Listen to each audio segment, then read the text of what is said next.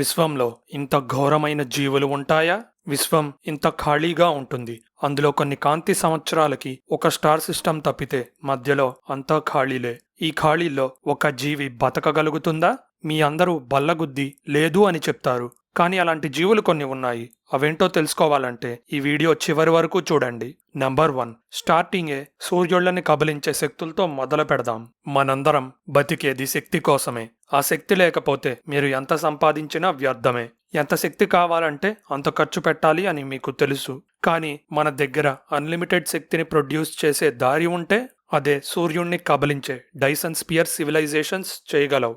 సింపుల్గా చెప్పాలంటే కొన్ని లక్షలు లేదా కోట్ల మెషిన్స్ సూర్యుడి చుట్టూ చేరి శక్తిని సేకరించే ఫినామినాని డైసన్ స్పియర్ లేదా డైసన్ స్వార్మ్ అంటారు.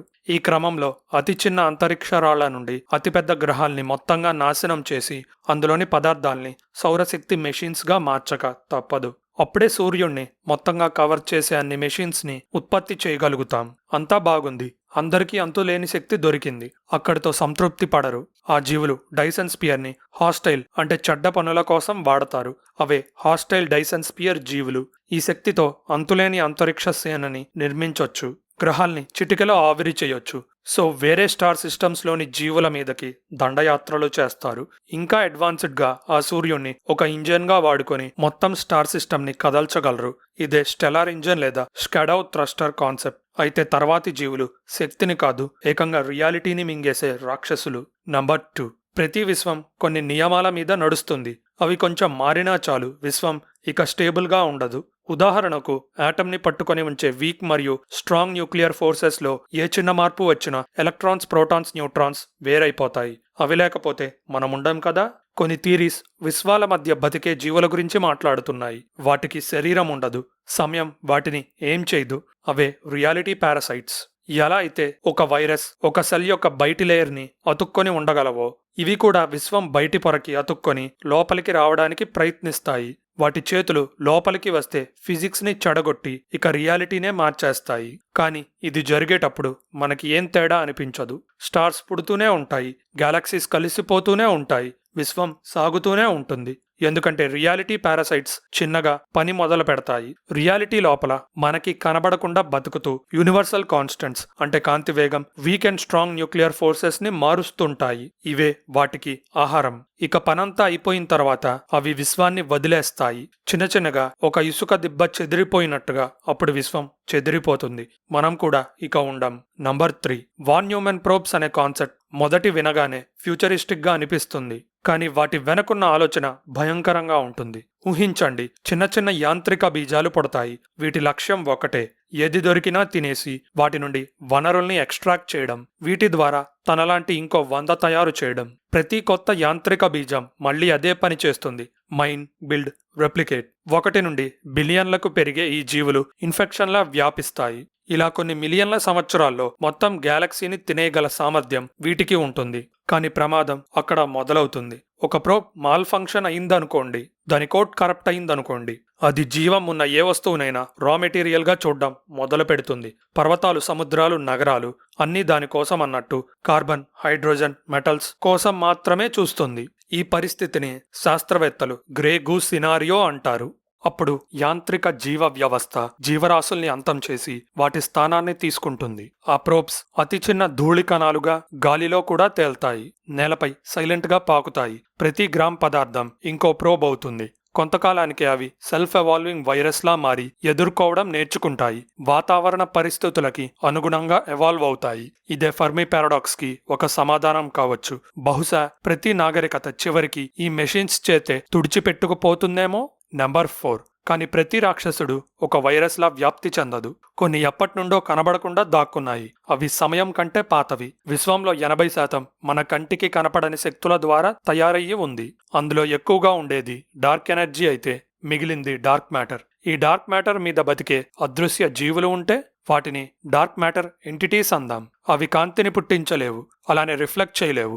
ఈ క్షణంలో కూడా ఈ డార్క్ మ్యాటర్ ఎంటిటీస్, కొండలు, సముద్రాలు, గోడలు మీ నుండి నా నుండి వెళ్తున్నా కూడా మనకి చలనం ఉండదు. ఇవే గ్రావిటీ ద్వారా గ్యాలక్సీస్ ని స్టేబుల్ గా ఉంచుతున్నాయి. డార్క్ ఎనర్జీ వల్ల విశ్వం చిరిగిపోకుండా ఒక స్ట్రక్చర్ లా ఉంచుతున్నాయి. విశ్వంలోని కెమికల్స్ కలిసి ఎలా అయితే డిఎన్ఏ లాంటి క్లిష్టమైన స్ట్రక్చర్స్ ని ఫామ్ చేయగలవో వాళ్లకు సొంత వర్షన్ ఆఫ్ కెమిస్ట్రీ ఉండొచ్చు.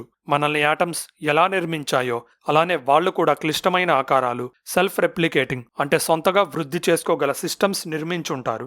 డార్క్ మ్యాటర్ విశ్వం పుట్టినప్పటి నుండే ఉంది. అంటే వాళ్ళు మనకన్నా కోట్ల ఏళ్ల ముందే ఎవాల్వ్ అయ్యి ఉండొచ్చు. కొందరు సైంటిస్టుల ప్రకారం వాళ్లే గ్రావిటీని ఇన్ఫ్లుయెన్స్ చేసి స్టార్స్, ప్లానెట్స్ మనల్ని కూడా షేప్ చేస్తున్నారు. వాళ్ల ఆలోచన మనలాగే ఉండాల్సిన అవసరం లేదు. ఒక మైండ్ సోలార్ సిస్టమ్ అంతా స్ప్రెడ్ అయ్యి ఒక ఆలోచన పూర్తి చేయడానికి కొన్ని వందల సంవత్సరాలు తీసుకోవచ్చు. నంబర్ 5. బ్లాక్ హోల్స్ మనకి చీకటి సమాధుల్లా అనిపిస్తాయి. అక్కడ గ్రావిటీ అంత బలంగా ఉంటుంది కాబట్టి కాంతి కూడా బయటికి రాదు. టైం ఆల్మోస్ట్ ఆగిపోతుంది. కానీ కొందరు సైంటిస్టులు ఇలా అంటున్నారు, ఇవే విశ్వంలోని సురక్షితమైన ప్రాంతాలు కావచ్చు. ఈవెంట్ హొరైజన్ లోపల పదార్థం అనేది ఇన్ఫైనైట్ డెన్సిటీకి కంప్రెస్ అవుతుంది. టైం చాలా స్లో అవుతుంది. బయట విశ్వం ఫాస్ట్ ఫార్వర్డ్ చేసిన వీడియోలా పరిగెడుతుంది. బయట ఉన్న వాళ్ళు లోపల ఉన్న వారిని చూస్తే వీడియో పాజ్ చేసి ఫ్రీజ్ అయినట్టుగా కనబడతారు. అందుకే ఇవి పురాతన అడ్వాన్స్డ్ సివిలైజేషన్స్ దాక్కుని ఉండటానికి సరైన ప్రదేశాలై ఉండొచ్చు. ఇలాంటి జీవులు యాటమ్స్తో తయారవ్వలేవు. ఎందుకంటే బ్లాక్ హోల్లో అటామిక్ స్ట్రక్చర్ స్టేబుల్గా ఉండడం అసాధ్యం. వాళ్ళు ఎగ్జాటిక్ మ్యాటర్ లేదా క్వాంటమ్ బౌండ్ కణాలతో తయారయ్యి ఉండొచ్చు. ఇవి న్యూట్రాన్ స్టార్స్ కంటే దట్టంగా మరియు స్టేబుల్గా ఉండాలి. వాళ్ళ టెక్నాలజీ మెషిన్స్లా కాకుండా స్పేస్ టైం ఫ్యాబ్రిక్లోనే అతికించబడి ఉంటుంది. ఇవి గ్రావిటేషనల్ వేవ్స్తో తయారైన సర్క్యూట్స్లా, సింగులారిటీస్ ఏమో కంప్యూటర్లోని ఎస్ఎస్డీలా, మెమరీ స్టోరేజ్లా పనిచేస్తాయి. మనకది అసాధ్యం అనిపిస్తుంది, కానీ వాళ్ళకది బేసిక్ ఇంజనీరింగ్ మాత్రమే. వాళ్ళు టైంని వేరే స్కేల్లో అనుభవిస్తారు. బయట బిలియన్ల సంవత్సరాలు గడిచినా వాళ్ళకది కొన్ని రోజులు మాత్రమే. అంతటి టైం వాళ్ళకు ఎవాల్వ్ అవ్వడానికి, విశ్వాన్ని స్టడీ చేయడానికి సరిపోతుంది. వాళ్ళు బ్లాక్ హోల్లో నుంచే గ్యాలక్సీ అంత పెద్ద తరహాలో జరిగే విషయాల్ని మ్యానిపులేట్ చేయగలరు. అంటే అంతరిక్షంలోని కొన్ని ప్రాంతాల్ని డీస్టెబిలైజ్ చేసి శక్తిని రిలీజ్ చేయడం, స్టార్స్ ఢీకొనేలా చేయడం, సూపర్ నోవాస్ ట్రిగర్ చేయడం. మనకవి కనెక్షన్ లేని కాస్మిక్ ఉపద్రవాల్లా కనిపిస్తాయి. టైం డైలేషన్ వల్ల వాళ్ళు ఎప్పటికీ ఉండగలరు. మన విశ్వం హీట్ డెత్ ద్వారా అంతమవుతున్నప్పుడు కూడా వాళ్ళు సమయం నెమ్మదిగా గడిచే టైం బబుల్లో అమరులుగా ఉంటారు.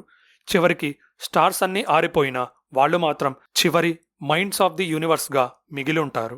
నంబర్ 6.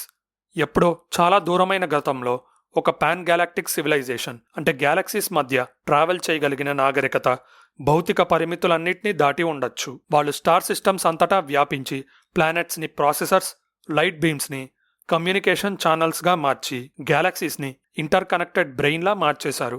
అంటే గ్యాలక్సీస్ కలిసున్న గెలాక్టిక్ క్లస్టర్ మొత్తం ఒక మనిషి మెదడులా పనిచేస్తే గ్యాలక్సీస్ అందులోని కణాలుగా పనిచేస్తాయి. మొదట్లో వాళ్ళు మనలాగే శరీరాల్లో జీవించి ఉండొచ్చు, కానీ నెట్వర్క్ పెరిగే కొద్దీ అందరి కాన్షియస్నెస్ కలిసిపోయి నేను అనే కాన్సెప్ట్ మాయమయ్యి మొత్తం నాగరికత ఒకే కాస్మిక్ మైండ్గా మారిపోయింది. కాలం గడిచే కొద్దీ భౌతిక బంధనాలన్నీ నశించిపోయి వాళ్ళ కాన్షియస్నెస్ పూర్తిగా కాంతి సిగ్నల్స్లోకి మైగ్రేట్ అయింది. వాళ్ళ ఆలోచనలు రేడియో పల్సెస్లా కాంతి వేగంలో అంతరిక్షంలోకి ప్రయాణిస్తాయి. ప్రతి థాట్ కొన్ని వందల సంవత్సరాల పాటు ట్రావెల్ అవుతుంది. వాళ్ళు ఒక ఆలోచన చేసే సమయంలో నాగరికతలు పుడుతూ చనిపోతూ ఉంటాయి. వాళ్ళ మెదడు భాగాలు కొన్ని కాంతి సంవత్సరాల దూరం ఉండి భూత, భవిష్యత్, వర్తమాన కాలాల్లో ఒకేసారి ఉండొచ్చు. నిజానికి మన పాలపుంత కూడా వాళ్ళ మెదడులోని చిన్న న్యూరాన్ మాత్రమేనేమో. మీరేమంటారు? ఇలాంటి జీవులు నిజంగా ఉన్నాయంటారా? కామెంట్ సెక్షన్లో కామెంట్ చేయండి. నేను డెఫినెట్గా రిప్లై ఇస్తా. ఇలాంటి ఇంట్రెస్టింగ్ స్పేస్ వీడియోస్ చూడాలంటే మన ఛానల్ సబ్స్క్రైబ్ బటన్ నొక్కి బెల్ ఐకాన్ క్లిక్ చేయండి.